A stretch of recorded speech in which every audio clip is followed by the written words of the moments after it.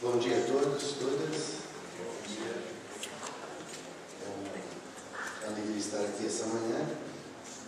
Claro que fico imaginando se eu deveria ter falado antes, porque o professor realmente nos faz uma projeção, né, ética de tantas épocas, né?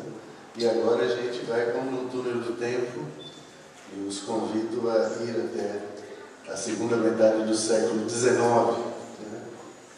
Inicialmente, quero agradecer o convite feito pelo professor José Carlos para participar dessa semana de estudos teológicos. Ao receber o tema geral, ética comunitária, ética da vida, de imediato pensei em compartilhar uma pesquisa, ainda não apresentada em nossa faculdade, sobre um manual de civilidade produzido na segunda metade do século XIX. A nossa fala, portanto, vai ser mais partilha de uma pesquisa, levando em conta que no nosso ambiente todas são pesquisadores, pesquisadoras em curso, né? Com certeza cada um poderia declinar várias pesquisas sendo feitas no momento presente. Falando um pouco sobre o Manual de Civilidade. O Manual de Civilidade, ou de etiqueta, né, começaram a circular no Brasil em grande quantidade na corte a partir da década de 50. Ele buscava ensinar boas maneiras, cortesia, regras, de uma palavra muito usada naquele tempo, do bom tom. Regra geral, esses manuais eram de origem francesa ou inglesa e pretendiam civilizar os costumes, esclarecendo práticas adequadas para as diversas situações do cotidiano. Tem a ver, portanto, com uma ética da vida, uma ética do cotidiano. Quando empreendia essa pesquisa, eu estava trabalhando na biografia de uma missionária, que é uma das missionárias pioneiras do protestantismo de missão no século XIX, Sarah Carey. E entre as informações que nós recolhemos naquela época, é que um determinado texto produzido por Sarah havia sido adotado como literatura paradidática dentro do Império Brasileiro. Havia um setor chamado Conselho de Instrução Pública do Império que fazia essa seleção, esse cadastro dos livros, currículos, e isso me chamou a atenção porque o Império era católico. Ele só vai deixar de ser católico com a primeira Constituição Republicana em 1891. E esse livro foi adotado em 1880. Parecia para mim um paradoxo, algo complexo, como o Império Católico adota uma literatura feita por uma missionária protestante e circula esse material. No início da pesquisa, e para animar aqueles que estão nos seus trabalhos e às vezes encontram algum bloqueio com as fontes, eu pensei até que não seria difícil encontrar esse material. O material que havia sido usado até nas escolas deveria ser fácil de achar. O título original era A Alegria da Casa. Comecei então a procurar a partir do eixo das igrejas fundadas por Sarah Carey, dentro da tradição das igrejas galianas. Durante mais de 2 anos busquei sem sucesso localizar uma cópia. E aí eu fiz contato com famílias tradicionais da igreja, temos famílias que estão dentro do movimento desde o século XIX. Nas bibliotecas dos seminários, é bem verdade que elas são acanhadas, mas não consegui localizar nas bibliotecas públicas, na Biblioteca Nacional do Rio de Janeiro, e eu tentei o máximo do contato, a ponto de já estar quase desistindo, quando recordei que os missionários pioneiros do Brasil, tanto da tradição caleniana como da tradição presbiteriana, usavam o sistema de publicar nos jornais livros, e assim fizeram com o Peregrino, né? Tanto Carlos como Simon, em fascículos. Procurei os jornais da época do Rio e não localizei, e fui buscar no jornal O Cristão, que tem desde 1895, e na leitura localizei esse texto em 1903 e 1904.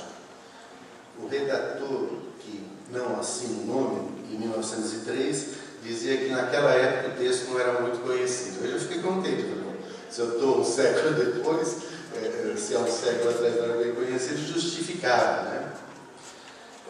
Bom, a partir desses textos do jornal, fiz a minha pesquisa e, ocasionalmente, decorrer de 2 anos, estando em outro ambiente, estava em Ribeirão Preto, e para lá tinha se deslocado a biblioteca de uma professora de música, Henriqueta Rosa Fernandes Braga, e era uma biblioteca que estava, ela faleceu em 83, estava há mais de 2 décadas fechada, não tinha acesso.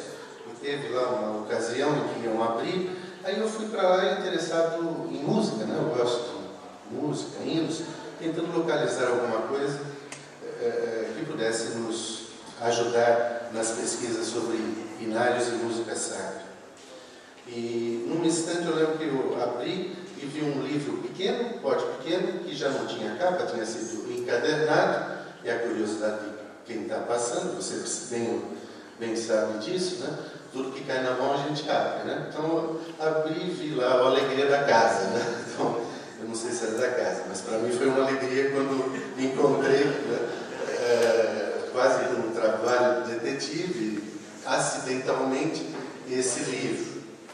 Esse exemplar apresentava 2 títulos, e foi assim que ele foi lançado, e essa informação eu não tinha: Alegria da Casa, ou Raios de Luz sobre a Vida Familiar.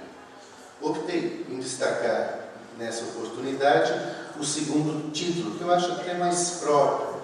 Alegria da Casa é meio vago, às vezes a gente pode ficar sem entender o sentido da autora, mas quando fala de raios de luz sobre a vida familiar, parece que é uma tentativa de ordenamento, né, de deixar às claras algumas situações dentro da família.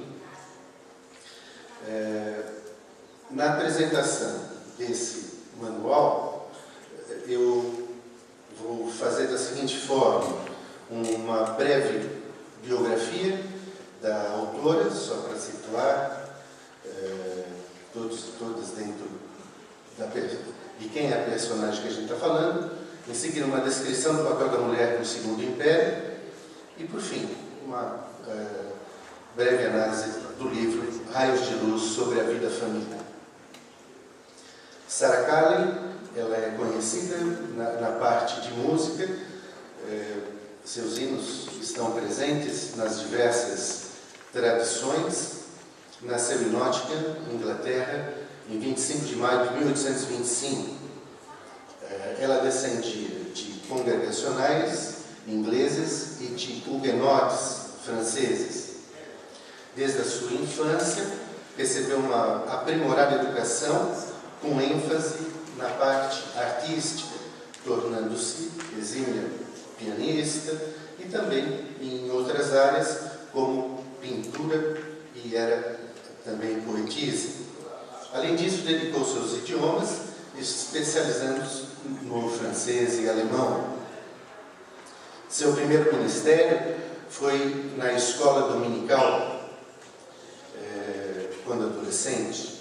Em paralelo, ele implantou, jovem ainda, um curso de conhecimentos gerais, curso noturno, para aprendizes da indústria têxtil.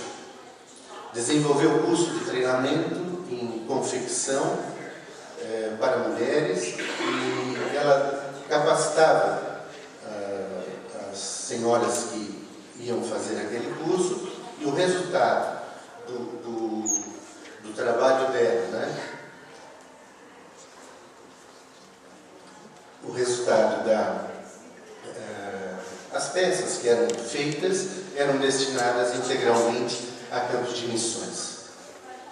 Ela se casa com um médico missionário, Robert Calley, em 1852, e exerce um ministério conjunto com seu marido no Brasil de 1855 a 1876. Notabilizou-se na área do ensino, através da escola dominical, da música sacra, e coube a ela organizar o primeiro inário protestante do Brasil, Salmos e Hinos.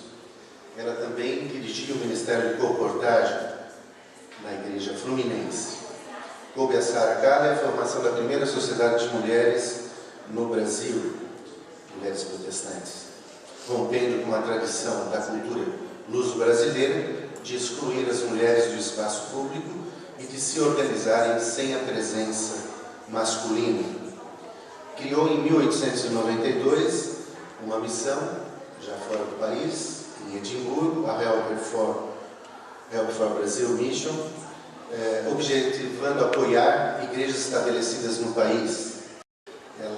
Essa missão tinha um núcleo central que se reunia na casa dela, e entre os nomes que participavam, alguns de uma certa relevância, Hudson Taylor era o presidente dessa missão que atua no Brasil. Durante 52 anos, de 1855, quando chegou ao Brasil, até a sua morte, em agosto de 1907, Sarah Calley dedicou-se ao projeto de implantação e consolidação de igrejas. Ela representava a inglesa da era vitoriana, que valorizava a missão da mulher, utilizando de criatividade e perseverança para poder agir, mesmo em situações de gênero adversas. Quanto ao papel da mulher no Segundo Império, nos meados do século XIX, Dom Pedro II vai empreender uma política de incentivo ao desenvolvimento e industrialização no Brasil. Tem vários assuntos que estão no fundo dessa questão. A necessidade da abolição dos escravos é uma delas, né? Então existe o projeto da vinda dos imigrantes, mas Dom Pedro II queria que houvesse uma revolução industrial no Brasil. Parece que nisso a sociedade brasileira vai passar por um surto de grande modificação política, econômica, social e cultural. A capital do Império, para termos uma ideia, de 30 mil habitantes em 1810 passa para 300 mil em 1860. Em 50 anos, multiplica-se por 10 a população. A partir de 1850, começa a abertura de estabelecimentos bancários privados. Em 1851, abre-se a Bolsa no Rio de Janeiro.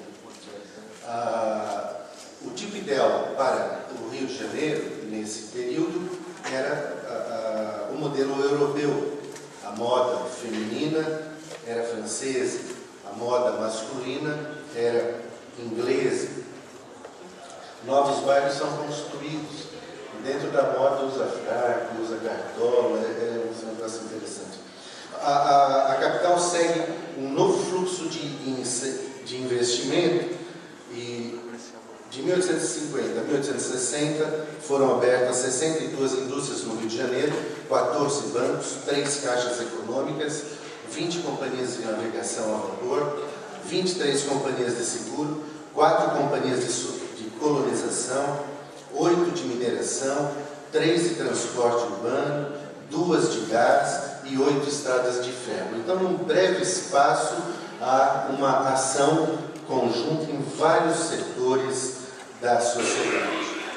Nesse novo modelo de sociedade urbana, vai ser valorizado a esfera pública, né? E a esfera privada vai fazer uma clivagem muito mais acentuada. Por imposição da mentalidade patriarcal, a mulher ficava restrita à casa. De certa maneira, nesse momento há uma regressão para a mulher, pois a mulher branca no sistema de produção anterior possuía a capacidade de administrar não só a casa, mas o trabalho de escravos em atividades produtivas, fazendo com que ela também se deslocasse para o ambiente público, o que vai ser restrito. A influência britânica vai atingir todo o sistema de representação social, afinal, era o império que mandava no mundo, definindo os papéis de mulher e do homem nos espaços privado e público. O sistema educacional diferenciando os conteúdos curriculares da educação masculina da feminina, vai seguir essa mentalidade. Mulher, por exemplo, não precisava aprender a parte de aritmética, das contas, a fazer bordado, né? Ou canto, né? Alguma coisa assim. Os rapazes precisavam.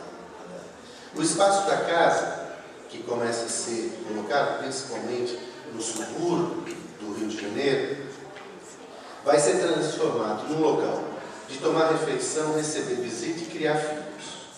Não vai se conceber o ambiente da casa ser utilizados para funções de produção e venda. A mulher vai ser a dona da casa. Aliás, depois isso vai ser até como uma identificação funcional, né? Que a senhora faz, sou dona de casa. A própria arquitetura da casa vai ser redefinida pela mentalidade burguesa. Vai surgir a sala de visitas, um elemento que pode ser considerado como um elemento de transição, uma ponte entre o espaço privado e o espaço público, né? A sala de visita não era ocupada continuamente pela família. Era um espaço para se receber pessoas do ambiente público, com restrição de partilha das crianças e também da mulher. Aos homens cabia sair do espaço público em busca de sustento, da provisão da família, o exercício da função de arrimo. As mulheres cariocas do século XIX eram proibidas de sair à rua. As que andavam nas ruas eram tidas como mulheres públicas ou prostitutas. Para sair em público era necessário estar acompanhada por um responsável legal, entenda-se, homem. Sob o ponto de vista do projeto, desse novo projeto, havia duas opções para a mulher: o casamento, a reclusão numa casa, ou ir para um monastério e a reclusão no monastério. Sara, cidadã do Império Civilizador protestante da época, procurou redefinir a participação da mulher em sociedade a partir de uma ocupação racional de todos os ambientes do espaço privado da casa. Apesar da restrição imposta pela mentalidade da época, Sara buscava dignificar no ambiente restrito a função da mulher. E aí, entrando propriamente no livro, Raios de Luz sobre a Vida Familiar. No livro Raios de Luz sobre a Vida Familiar, Sara apresenta um projeto de educação doméstica por parte da mulher.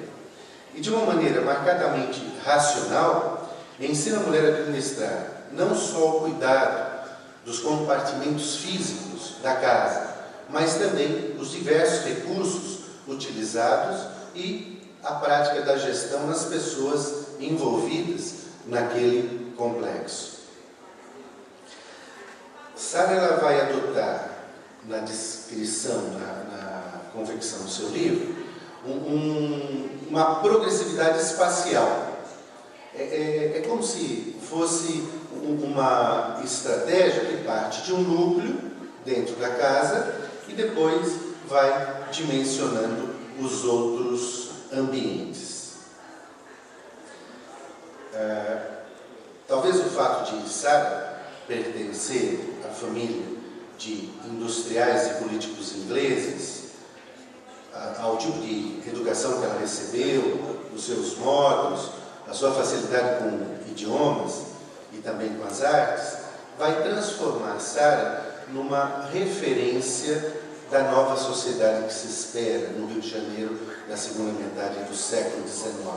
Afinal, ela era uma cidadã do Império.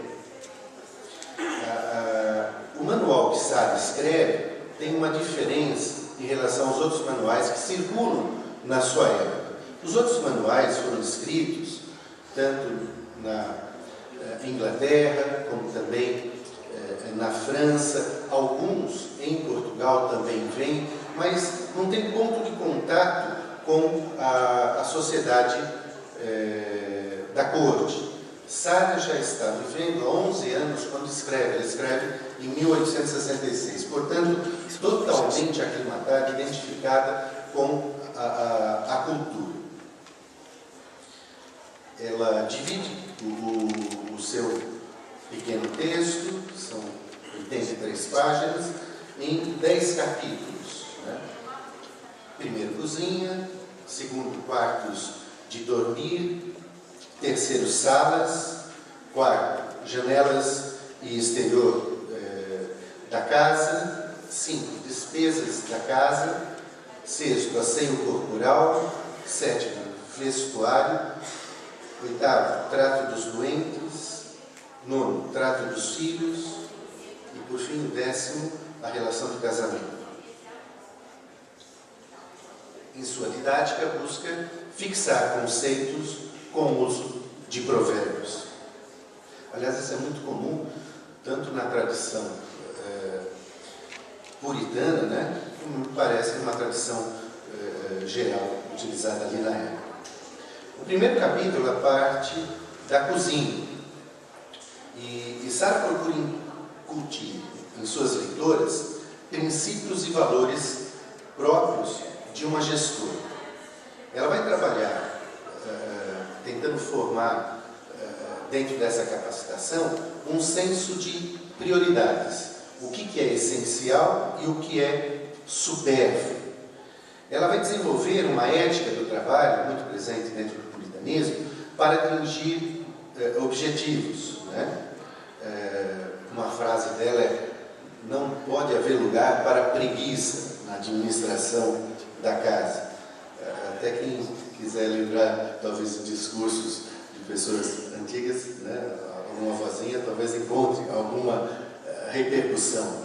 Ela fala da mulher ter a organização e o controle geral daquele ambiente. Para ela é a raiz da casa, a cozinha.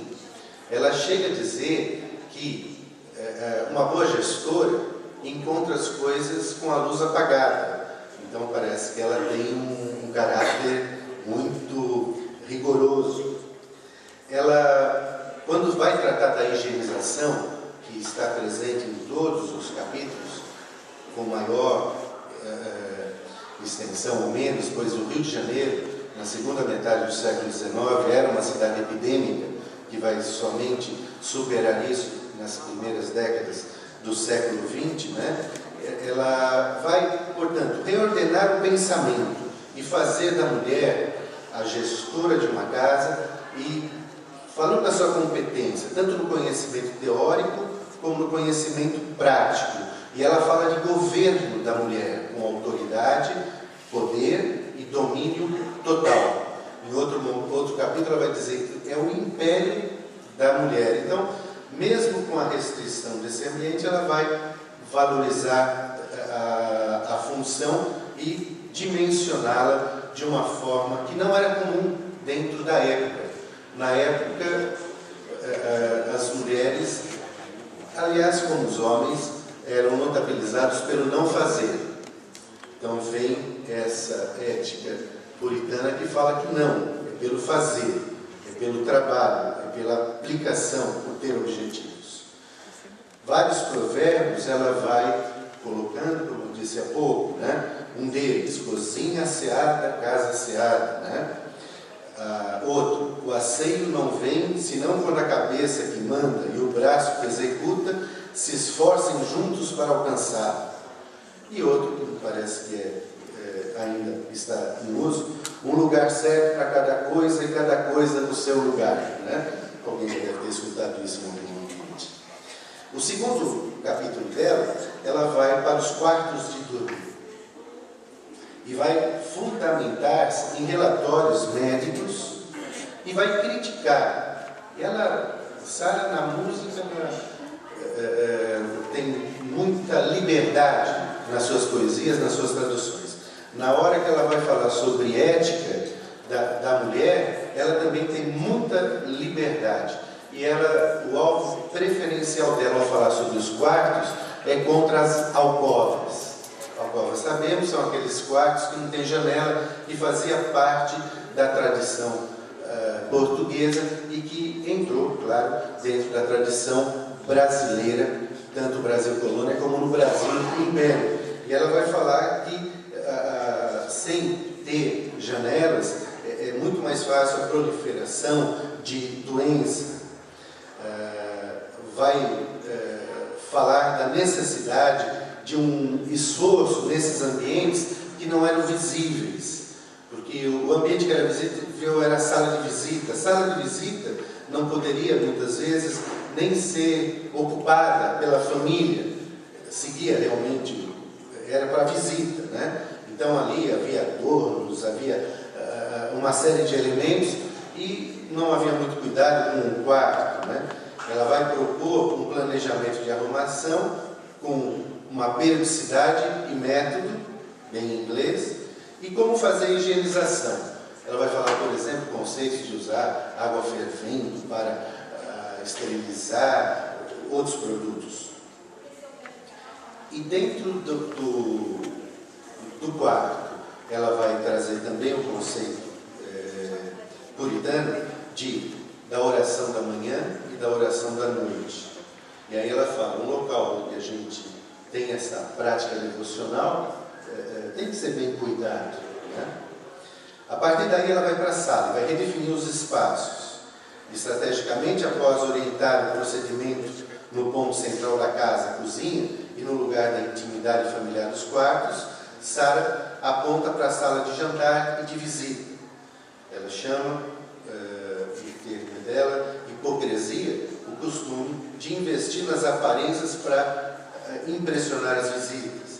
Ensina que o prazer não está no possuir as coisas, mas sim no usufruir as coisas. E isso num ambiente agradável e saudável.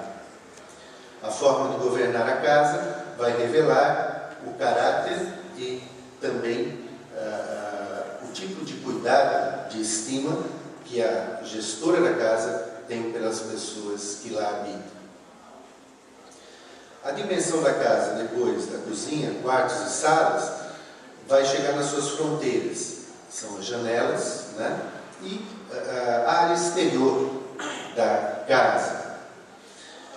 Essas fronteiras entre o espaço privado e o espaço público vão ser novamente colocados a parte da higienização, o cuidado e necessidade de um esforço. Ela vai falar também dos maus hábitos posturais e o risco de poças d'água ali no quintalzinho em frente à casa, e ela vai destacar que a água estagnada retém bactérias que pode promover doença que entraria na casa. discurso dela dentro da área de saúde é muito fundamentado por experiências e lições que ela traz de médicos que ela conversava. É claro que o marido dela também era médico, mas me parece que é até anterior ao contato com o seu marido. Concluindo a casa, tanto no ambiente interno como externo, ela passa para a parte das despesas. Ela vai preconizar que a mulher cabe o controle financeiro da casa. E aqui ela vai fazer uma série de recomendações. Por exemplo, a do tempo, né? Ela fala, não compra, eu não sei se é açúcar, sal, mas não compra uma embalagem pequena. As casas têm que ter recipientes para abrigar isso. E aí você não perde o tempo de ficar indo e vindo, comprando. E segundo, se você compra um determinado gênero alimentício fracionado, ela diz, você está pagando a preço do produto papel. Lembrando que naquela época não havia saco plástico, né? Era o saquinho de papel. Então ela fala, você está comprando papel, né? Está comprando um produto, sei lá, arroz, feijão, e está colocando papel. Então ela tem um sentido de evitar gastos supérfluos com embalagem e também perda de tempo. Outro aspecto lembrado é a compra, de ter fornecedores. Ela fala que a gestora da casa tem que saber os produtos, onde tem o melhor custo, e fala de uma fidelização, comprar num lugar que tenha bons produtos de qualidade, que ela possa seguir nas suas compras. Ela coloca 5 regras de economia doméstica, que não haverá tempo de citar, e outras 5 regras sobre a alimentação. Mas, em tudo, ela ensina a mulher a ter uma planilha de custo, fornecedores e a periodicidade de compra. O próximo tópico que ela aplica é o asseio corporal. E ela vai descrever de forma pormenorizada esse tema. A mulher, como gestora da casa, deveria conhecer os diversos cuidados com o corpo. E ela fala até de produtos, né? E é interessante a gente saber que naquele tempo, que não havia, por exemplo, creme dental, outras coisas, então o que vai usar, né? Vai usar giz, vai usar os elementos que usa, mas ela vai listando. Então espera-se que a gestora saiba exatamente os produtos que deve utilizar. Quando ela fala do asseio, ela vai usar textos de purificação no Antigo Testamento, Levítico, vai falar sobre o batismo também, e ela vai concluir que a mulher que cuida fisicamente da casa, ela também é uma gestora da limpeza da alma. Então ela faz uma ponte da purificação devido aos problemas de doença física com os problemas da doença espiritual. Então, de certa maneira, ela se coloca como uma sacerdotisa do lar. O próximo tópico que ela vai trabalhar é a organização do vestuário, né? A ideia de imitar as culturas francesa e inglesa vão fazer que o Rio de Janeiro, e ela tem uma crítica sobre isso, na questão do vestuário, fique muito destoante. Então ela fala que as pessoas procuram imitar na forma de se vestir culturas de fora que não tem a ver com o país e nem as classes sociais. Então ela vai dizer que a ideia das classes sociais inferiores procurar imitar nos seus vestimentos as classes superiores é totalmente inadequado. Ela vai ensinar a trajar com asseio e limpeza em todo o tempo. O público-alvo dela são as mulheres do Rio de Janeiro, não só da sociedade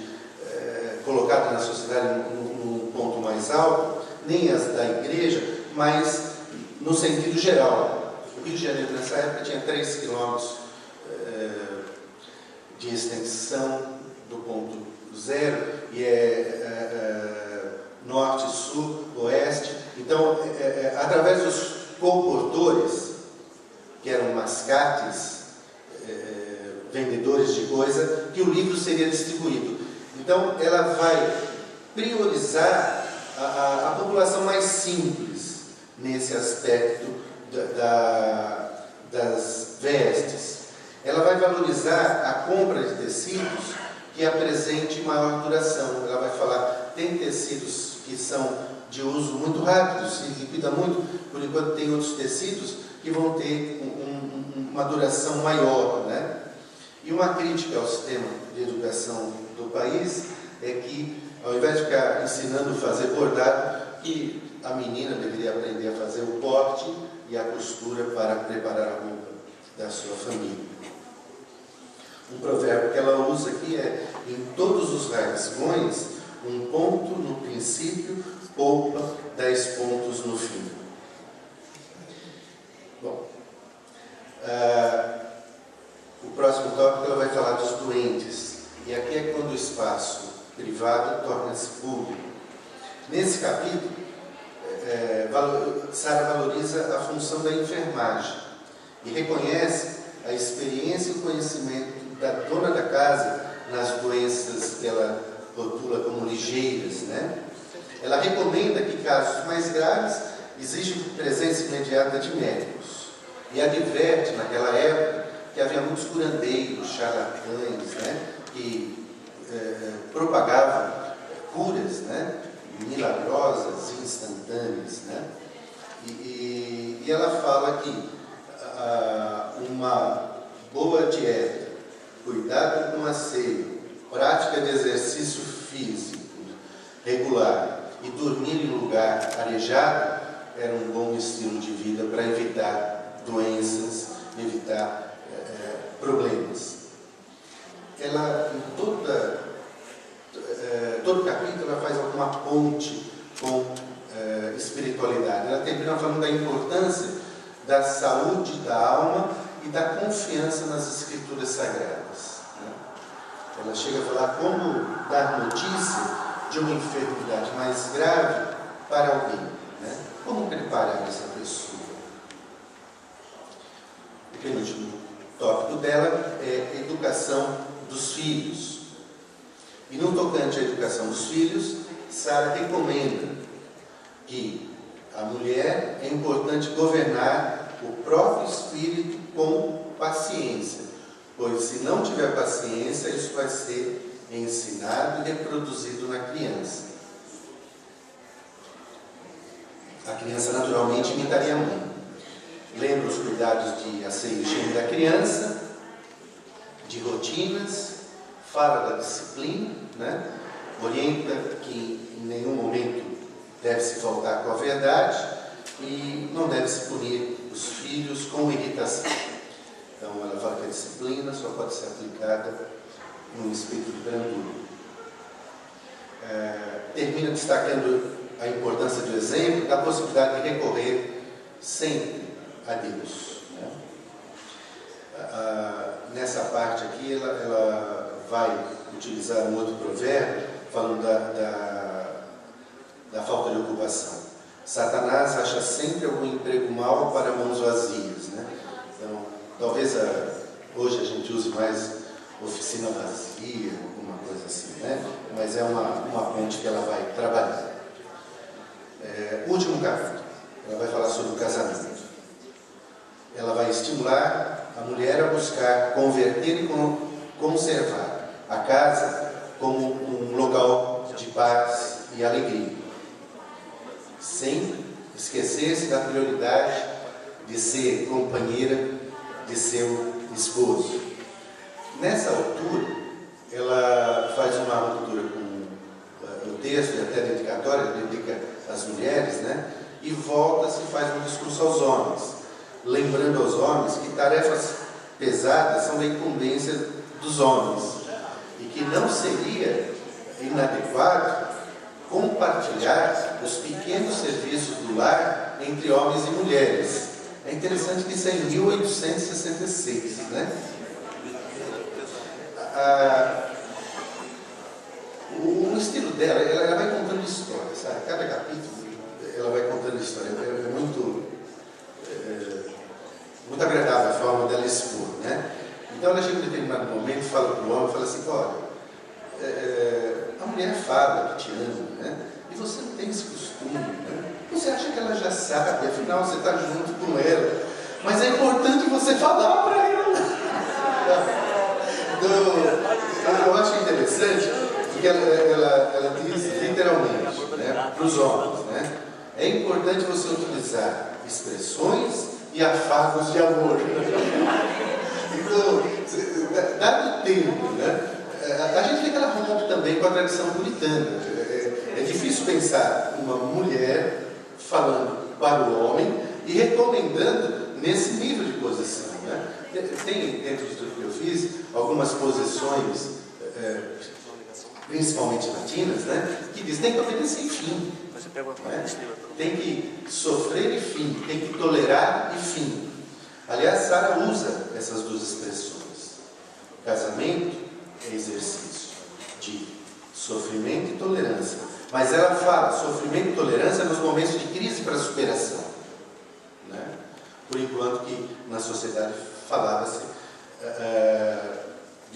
de uma forma geral.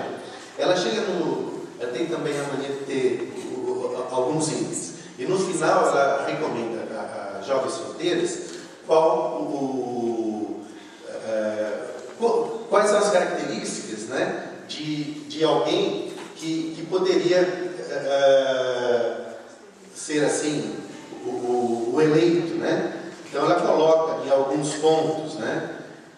Ela diz assim: quando, porém, está falando lá para as garotas, quiseres casar-vos, vede que a vossa escolha recaia sobre uma pessoa, 6 pontos: de boa saúde, de coração amante, de juízo claro, de gênio pacífico, de hábitos industriosos e de amor verdadeiro pelo único Senhor Jesus, né? Ela falou na grana. Oi? Não falou na grana. Ela vai expor assim um padrão a ser colocado pelas mulheres, né? Um provérbio que ela usa nesse contexto: quem se casa depressa há de se arrepender devagar.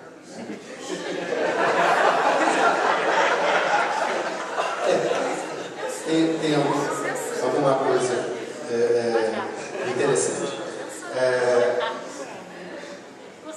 Finalizando, Sara não propõe romper o sistema androcêntrico ao escrever Raios de Luz sobre a vida familiar. Antes, seu alvo é promover um treinamento que capacite a mulher à reflexão e, a partir dessa, ao exercício de uma ação diferenciada no governo da casa. Estrategicamente, elabora seu texto como um manual de ocupação progressiva dos espaços da casa. O livro, de forma coerente com seu título, busca lançar raios de luz à organização da casa e das famílias do Segundo Império. O desenvolvimento de um projeto de educação doméstica dignificaria e transformaria o papel social da mulher, utilizando princípios forjados dentro da ética protestante, puritana e também da burguesia. Alguns dos pontos principais destacados por Sara, até a exaustão, a questão do asseio e higiene, mas também o tratamento dos doentes, a educação dos filhos, orientação no casamento, apontam preocupações presentes nos diversos segmentos da sociedade, relacionados com esses cuidados, saúde, educação, casamento, entre outros.